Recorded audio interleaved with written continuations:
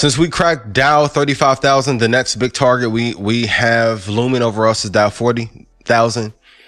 May take 4 years to get there. And if you feel like you've missed out on Dow 20, for those of us that are seasoned investors, we remember when Dow 20,000 was like a big marker and that flew by.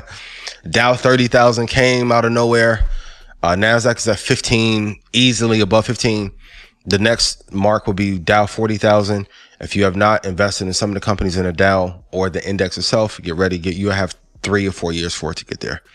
Here are the 10 largest economies in the world. Number 1, China at 64.2 trillion. I am excited yet terrified at the same time when I do this episode about China being our biggest threat and why I think they may be putting the nail in our proverbial coffin already. Number 2, India, 46.3 trillion. Number 3 is United States with 31 trillion. Indonesia, 10.1 trillion. I'll scale down. Egypt at 8.2 trillion. Japan at 7.2. Germany at 6.9. Some of the data and revelations that I've had doing this research about how China is so much further ahead of us is amazing, but it's terrifying because if we don't get our affairs in order, we are going to slide down this list pretty damn far. Bitcoin versus S&P 500. So kudos to Jeremy. So here's how 10,000 in Bitcoin has performed compared to the S&P since 2021. Currently, S&P is up 18.7%. Bitcoin is only slightly up. So I'm going to give you guys both sides of this argument. And the thing that whether you like a currency or an asset class or not, I've always told you, because I know some of you guys, I mean, you hated crypto and then all of a sudden you talk about crypto. Like when I tell you I'm like one of the best to do this, like I can be agnostic about entry and still not love an asset class. I told you my horror story about how the Mt. Gox thing and how much money I lost. So I was like jaded, right? I was like one of them exes that was like talking bad about it because it didn't go well in my favor because I got my ass handed to me in the Mt. Gox scandal. But Bitcoin had a great increase, therefore it had a great decline. One of the things that I hear Mike say is all the time, which is a great quote that I take to heart, like you cannot have tremendous gain without tremendous drawdown. If you want slow, very safe returns, 12%, you're not going to draw down that much. But if you want 115% return in a year, you may draw down 90%. So, but first, let's be like Ben Affleck. Kudos to Investing Latina. I saw this off your page and grabbed it from her. Kudos to you. I think you're amazing. You need to come on the show soon. But be like Ben Affleck. You got to hold on to your assets for the long term. The boy got moved out in 2002 and came back 2021 strong. This is the power of long-term investing if you hold on to your assets, right? But what comes next for Bitcoin? So Bitcoin bull and bear cycles are getting shorter until now. So like if you look from 2014 to 2015, it had 633 bearish days. Then from 2016 to 2017, 845 bullish or upward days. Then 2018 through 2019, 361 down. Then 2019, 192 days of upward momentum, right? Then 2020 hit, 260 days down. And now 407 days up. So what comes next?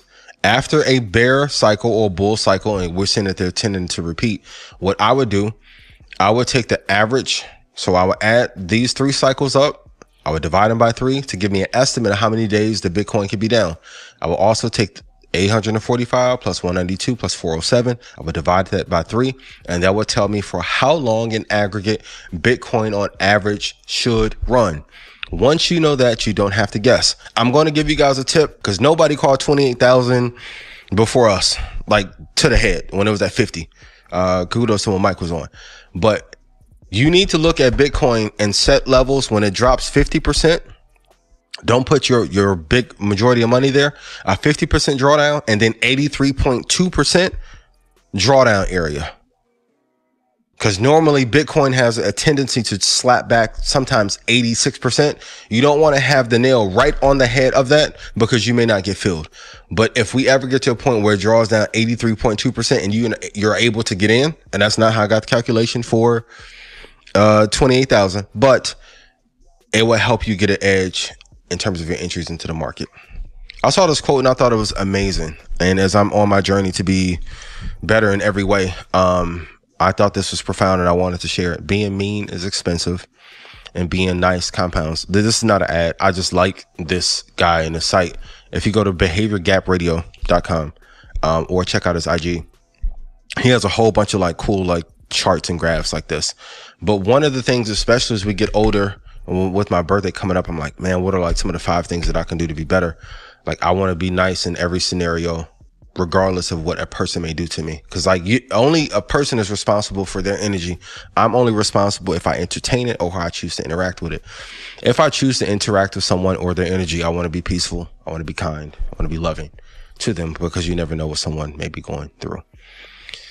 Back to Bitcoin. Not buying Bitcoin is an expensive mistake. So if you look at 10-year returns, and I've had this conversation with people privately, but a couple of people publicly was like, why don't you look at the 10-year return in 5 years if you want to compare apples to apples? And I'm like, I have. The numbers are astounding.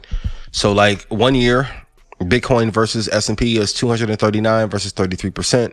When you get to 5 years, Bitcoin is up 4,835% versus S&P's 100. 10 years.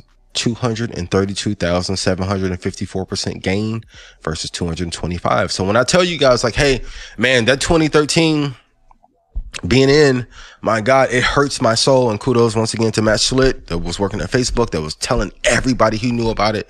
And I was happened to get the information from him. The returns are insane. And for those of you that trade, you understand that Bitcoin moves like NASDAQ futures. So when it gets on a run, it is hard to stop. So I want you to show the data in comparison of what the returns are. And the answer is not to pick one or the other, but to invest in both asset classes. I saw this quote from the good team at CoinGrams, and it says, cover your needs. Take bets where if you lose 1x, if you're wrong, but you can gain 100x. And I'll tell you guys this, when you're investing long term, whatever the high is, when you draw your calculations with your fibs, please write this down. You need to start placing your marker on the chart where your 100x gain would be.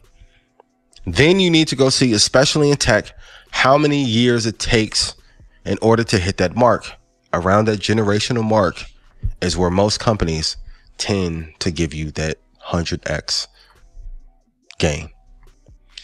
And forget stocks. Neglecting your health is the worst investment of all. It makes no sense to have all this money and have all these assets. And from a generational standpoint, I want us to then start focusing on generationally passing on good health habits to our children, our family, and those that we truly, truly love. My graduates from my school being Forbes, bag drop. Bag drop. A mic drop, bag drop. Bag drop.